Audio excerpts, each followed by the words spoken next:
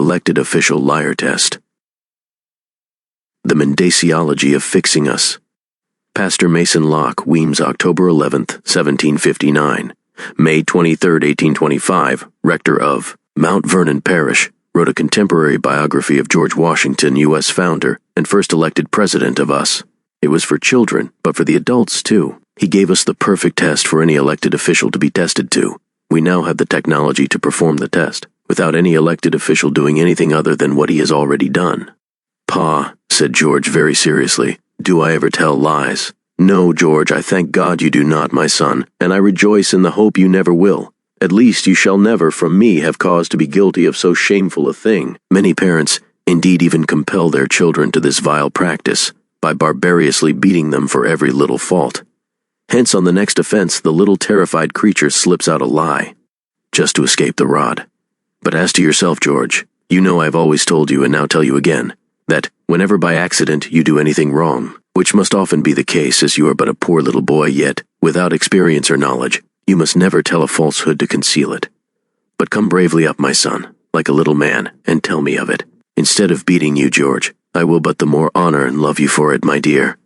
The following anecdote is a case in point. It is too valuable to be lost and too true to be doubted, for it was communicated to me by the same excellent lady who knew Washington in his home with him. When George, said she, was about 6 years old, he was made the wealthy master of a hatchet, of which, like most little boys, he was immediately fond, and was constantly going about chopping everything that came in his way.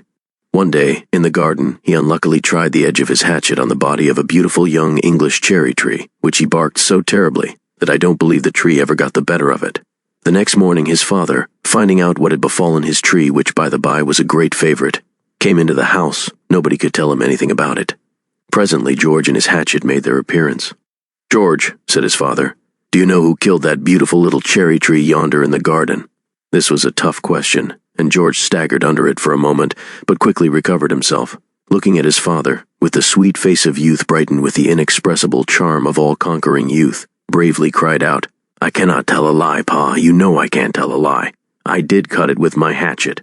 "Run to my arms, you dearest boy," cried his father in transports. "Run to my arms. Glad am I, George, that you killed my tree, for you have paid me 1,000-fold. Such an act of heroism in my son is worth more than 1,000 trees, though blossomed with silver and their fruits of purest gold."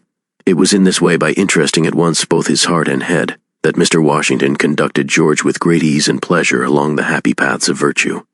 But well knowing that his beloved charge, soon to be a man, would be left exposed to numberless temptations, both from himself and from others, his heart is to possess the surest defense against vice, and the best of all motives to virtue and happiness.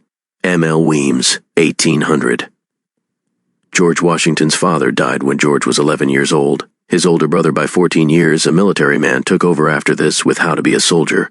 Now, it is said that Weems made this stuff up. Surely he embellished it with details, but just as surely, since this book was published successfully to thousands who contemporaneously knew George Washington, that the essence is not a lie, just good biography for children and the child in all of us.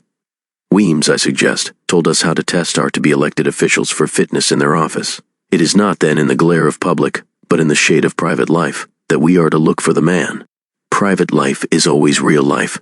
Hence it has been justly said that our private deeds, if noble, are the noblest of our lives. Since then, it is the private virtues that lay the foundation of all human excellence, since it was these that exalted Washington to be Columbia. As first and greatest son, be it our first care to present these in all their luster, before the admiring eyes of our children.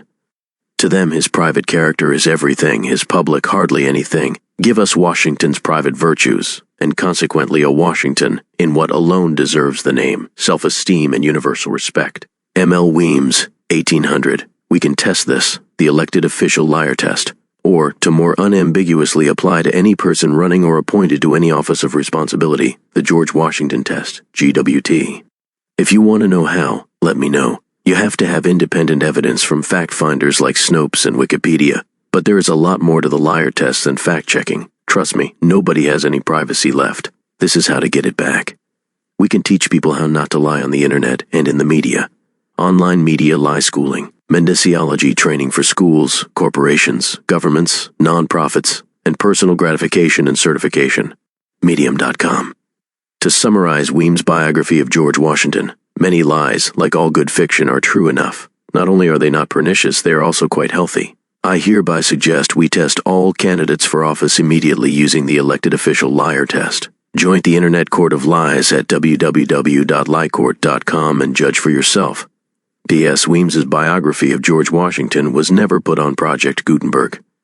If you have nothing to do in the pandemic, consider helping to making a digital text version of this book free for everyone and searchable. A decent, inexpensive facsimile of the original can be purchased on Amazon, Amazon.com. I know of no Audible versions, but I am planning to get one done.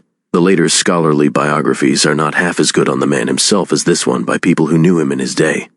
Much later, people claimed that the cherry tree story was a myth, claiming that there is no proof that Weems knew the lady claimed, or that she did not know Washington when he was 6. They also note that Weems, also a seller of books, did not have the story in his earlier versions as book sales sold 1800 to 1806. However, they have no proof whether he did or did not get the story as he relates and whether she did or did not remember it. This was hearsay, but it was hearsay contemporaneous with Washington's life, and people bought out several editions of the book. Hearsay is not court evidence. That is good, but it is also the stuff of most all history we have on what people said, including Jesus and many others. I have also put a short version of George Washington's farewell address 1797 to the American people, warning us against trusting liars, and a message of similar moral strength from the Bible online here. The day Christianus died, Paul told us not to lie. Medium.com. The fact that this was written by George Washington and given as his farewell address to the people of the United States is not disputed, although, again, later biographers have said during the years he was composing it, other founders wrote parts of it, like Weems, considering the gravity of it and its contemporaneous acceptance that it was his words. It is what we have. Again, read the original to see if the ideas are lies or not. Also note, Washington himself wrote that the sole danger to our republic that government could not solve were lies told by revengeful extremes of faction and party. You can read this in Washington's own words through the link above. Finally, here is a podcast describing the technology we have in place to get the testing done, to appear September 8, 2020. The Cognitive Crucible Episode 5th, Robert Thibodeau, on lies. During this episode, we discuss with Bob Thibodeau his work on lies and implications for the information age. information-professionals.org